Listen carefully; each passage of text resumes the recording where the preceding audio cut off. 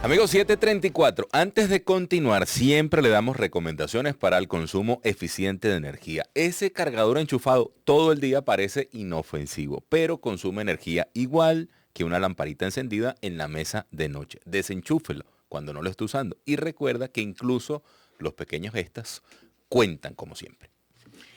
Bueno amigos, nos vamos desde Bolivia, donde estábamos en el corte anterior. Por supuesto, desde Caracas nos vamos a Perú con Iván Arenas Ramírez, analista político peruano, para describirnos la situación política actual de Perú ante la posible destitución de José Gerí por parte del Congreso. Recordemos que tenía el cargo como presidente del Congreso y actualmente es el presidente de Perú desde el 10 de octubre de 2025. Iván, buenos días.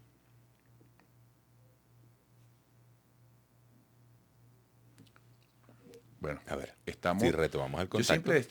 Yo siempre destaco el gran esfuerzo de nuestro equipo de producción, porque uno lo ve papita, ¿no? Viene uno, viene el otro, y hay que ver lo que significa poder contar con esta gran oportunidad.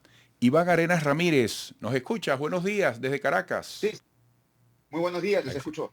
¿Cómo están? ¿Qué tal? Buenos días. Bien, Iván. Bueno, Iván, te planteamos la situación de José Gerí, sobre el cual, bueno, pesa la gran presión por su posible destitución por parte del Congreso.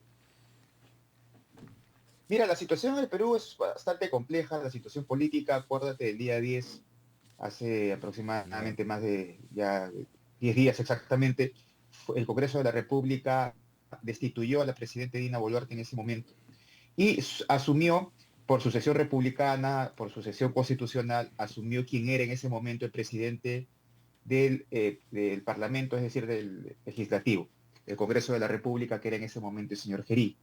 El señor Gerí en 2 días, 3 días armó un gabinete con la presentación de su presidente del Consejo de Ministros, digamos, el jefe de todos los ministros y su gabinete en pleno. Esta presentación no ha sido de alguna otra manera tomada, de la manera pacífica por algunos grupos que han organizado algunas protestas que además han conllevado al fallecimiento de una persona debido a que un policía disparó. Hay una investigación sobre eso, de si el policía quiso o no quiso en efecto matarlo. Finalmente, desafortunadamente, esta persona falleció, que era un protestante, que además era un músico, que además, y además nuevas imágenes que se han difundido estaba atacando también a la policía, ¿no? Son circunstancias en las que la investigación, tanto fiscal y policial, nos dirá qué es lo que ha sucedido. Pero todo esto ha conllevado a que en los próximos días en el Perú se convoque nuevamente a protestas, esta vez en contra del gobierno, específicamente del gobierno de Gerí. Todo esto a 6 meses de las próximas elecciones presidenciales. Entre abril, mayo y junio, si es que el Perú pasa a una segunda vuelta, van a haber unas elecciones en el Perú que suelen ser muy encarnizadas entre dos sectores básicamente, el fujimorismo y el antifujimorismo. Entonces, la situación para el gobierno en este preciso momento no es una situación halagüeña, tiene que librar frente a 3 grandes, digamos, demandas. La primera es una demanda de seguridad, de orden. En el Perú ha crecido y ha aumentado la criminalidad, las extorsiones, las bandas criminales. Lo segundo es, tiene que hacerle frente a estas nuevas convocatorias de marchas, que lo que quieren es sacar al señor Gerí y que la mesa directiva ponga a otro presidente. Y tercero, tiene el reto de transferir el poder de manera autónoma, independiente, pero además muy limpia en las próximas elecciones que se van a realizar. Estas 3 demandas son básicamente las demandas que tiene el gobierno de Gerí. Esto es, si es que básicamente las protestas no hacen que el gobierno caiga en los sucesivos días. Hay una permanente crisis en el Perú, sobre todo política, en el marco de que además económicamente no está mal, el Perú es un país que todavía crece, ¿no? Ahora, Iván, ¿por qué la inestabilidad? Porque las estadísticas son muy llamativas. Por ejemplo, hoy leíamos en el Comercio de Perú, en la primera plana, y nos dice que el Perú ha tenido un total de 169 ministros en los últimos 4 años. Y estamos hablando de 7 presidentes en los últimos 9 años. ¿Por qué nunca se terminan de poner de acuerdo? Y en ese mismo tono, hay una posibilidad de adelantar las elecciones que están pautadas para abril de 2026. Se ve lejos, con todo este rollo, se ve lejos abril de 2026. Empiezo lo segundo, ya hay una convocatoria constitucional, hay un llamado constitucional a las próximas elecciones que van a ser en abril, de tal manera que se tiene que cumplir ese plazo. Okay. Además de eso, no habría ningún plazo, digamos, para apurar las elecciones, en el sentido que, por ejemplo, los partidos que van a participar, que aproximadamente son 37, nunca hemos tenido, digamos, tantos partidos participando en unas próximas elecciones, pero estos partidos, algunos de ellos acabarán sus propias internas en la primera semana de noviembre, de tal manera que no hay en este preciso momento tiempo como para poder acelerar o adelantar las elecciones. Eso es una cosa importante. Lo segundo es que, ¿por qué? ¿A qué se debe básicamente esta pelea o esta ingobernabilidad en el Perú de los últimos años? Fundamentalmente dos cosas. A lo primero, que es una polarización muy fuerte en el Perú sobre fujimorismo y antifujimorismo.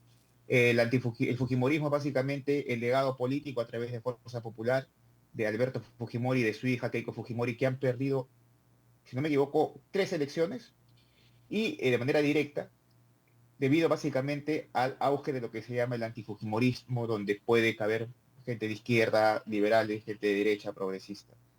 Y lo segundo es una polarización entre el Ejecutivo y el Legislativo que no terminan de ponerse de acuerdo. Acuérdate tú que cuando ganó las elecciones Pedro Pablo Kuczynski, el fujimorismo tenía 72 congresistas, por ende una mayoría suficiente sobre los 130 que en este momento existen. El fujimorismo podía establecer un pacto con Pedro Pablo Kuczynski, sin embargo se fueron a una guerra, ambos eran de derecha además. Se fueron a una guerra que acabó con la destitución del señor Pedro Pablo Kuczynski. Entonces, ¿a qué se debe esta polarización? Fundamentalmente a dos cosas. La primera, esta absurda, por así decirlo, polarización entre fujimorismo y antifujimorismo. En el Perú no hay una polarización entre izquierdas y derechas, sino básicamente entre fujimorismo y antifujimorismo, que son sentimientos muchas veces irracionales, que hizo, por ejemplo, llegar al señor Pedro Castillo al gobierno, a pesar de que el señor Pedro Castillo tenía probadas vinculaciones con algunos grupos extremistas de izquierda, y además era un presidente muy básico. Y lo segundo es la absurda polarización también para ponerse de acuerdo en cuanto a la consecución de políticas públicas entre un ejecutivo y un legislativo. Si el próximo año continuamos con digamos, con estas polarizaciones, y el ejecutivo que salga a partir de abril en primera o segunda vuelta, lo que tendríamos básicamente es nuevamente eso, una pelea entre ejecutivo y legislativo, y probablemente también entre fujimorismo y antifujimorismo, y nos termine llevando nuevamente a destituciones de presidentes, o en todo caso cierres de Congreso. Bueno, Iván, gracias por ponernos a tono con tu percepción, con esta complejidad, esta suerte de espiral imparable de círculo vicioso sobre el cual está girando Perú desde hace tanto tiempo. Ojalá que todo se pueda ir estabilizando. Un fuerte abrazo, hasta pronto. Muchas gracias a ustedes, saludos. Iván Arenas Ramírez, analista político peruano. Siempre agradezco, Saúl, a nuestro equipo de producción cómo logra pautar estos contactos, estas entrevistas, y esta gente generosa que eso de verdad que es un tema, hacer en tu agenda, mira, Sí, me van a correcto. llamar. Aunque tú dices, no, 10 minuticos, no, 10 minuticos, hay que ver el pre de los 10 minuticos. Y además con imágenes y todo eso, ¿no? Qué bien, qué bien. A la pausa.